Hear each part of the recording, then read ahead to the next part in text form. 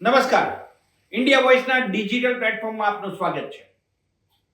મિત્રો, તમે ક્યારેય એવું સાંભળ્યું છે કે કોઈ બહુ મોટી આફત આવી હોય અને સંલગ્ન અધિકારીઓ એ દિવસને ભ્રષ્ટાચાર દિવસ તરીકે ઉજવે?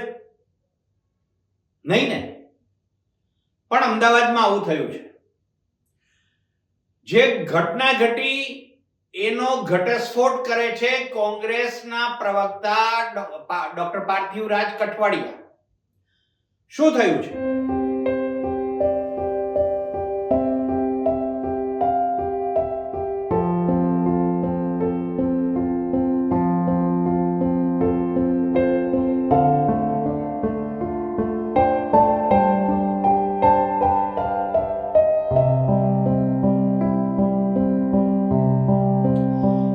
જૂન 2025 રોજ અમદાવાદમાં એર ઇન્ડિયાનું એક વિમાન ટેક ઓફ થતા નહીં 60 સેકન્ડમાં જ એટલે કે મિનિટભરમાં જ પ્લેન ક્રેશ થઈ ગયું અને અંદાજે લગભગ 252 જેટલા મુસાફરો આ વિમાન દુર્ઘટનામાં પોતાનો જીવ ગુમાવી ચૂક્યા.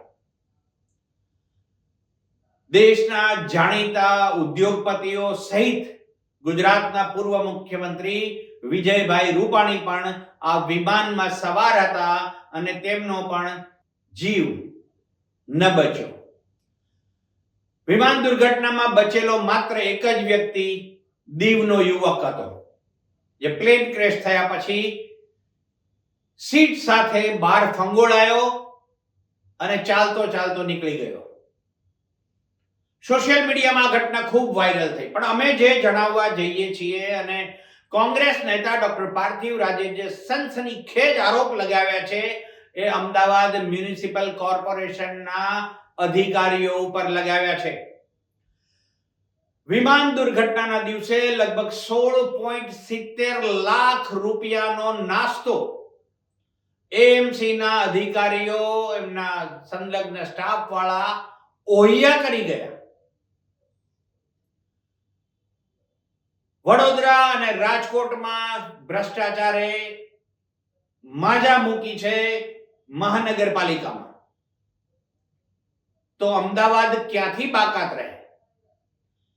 પાર્થિવરાજ કઠવાડિયાએ આરોપ એવા સમયે લગાવ્યો છે જ્યારે સ્થાનિક સ્વરાજની અને 17 મહાનગરપાલિકાની ચૂંટણીઓ ટૂંક જ સમયમાં એમનું નોટિફિકેશન જાહેર થશે અને એમ કહો કે ચૂંટણી જળુંબીઓ રહી છે એ પહેલા પાર્થિવરાજ કઠવાડિયાએ સનસનીખેજ આરોપ લગાવી અમદાવાદ મહાનગરપાલિકાના સત્તાધીશોને કઠેડામાં ખડા કરી દીધા છે. શું કહે છે પાર્થિવરાજ કઠવાડિયા અને શું છે એમનો આરોપ?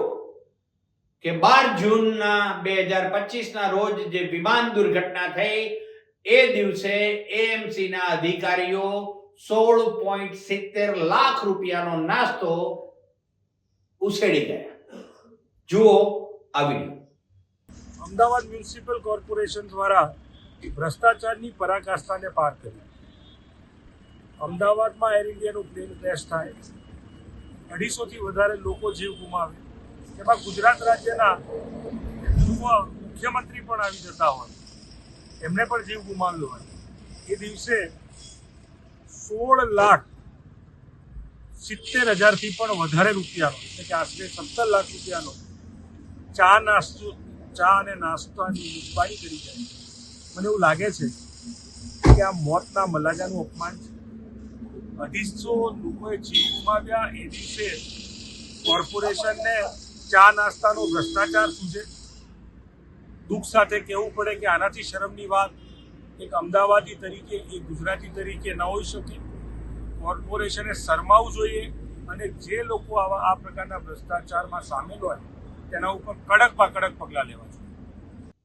તો અમદાવાદ સહિત રાજ્યની 17 મહાનગરપાલિકાઓની ચૂંટણીઓ, વિધાનસભાનું સત્ર એટલે કે 25મી માર્ચે પૂરું થતા જ સ્થાનિક સ્વરાજની ચૂંટણીઓનું નોટિફિકેશન આવી જશે. પરંતુ રાજકોટનો ગેમ ઝોન અગ્નિકાંડ હોય, વડોદરામાં હરણી બોટ દુર્ઘટના હોય કે પછી અમદાવાદ એએમસી પર જે આરોપ કોંગ્રેસ નેતા પાર્થિવરાજ કઠવાડિયાએ લગાડ્યા છે એની કોઈ પણ સ્પષ્ટીકરણ કે ખુલાસા શું અમદાવાદ મહાનગરપાલિકા, વડોદરા મહાનગરપાલિકા કે રાજકોટ મહાનગરપાલિકા આપશે કે પછી આખો મુદ્દો ચૂંટણીઓ દરમિયાન જનતાની અદાલતમાં જશે?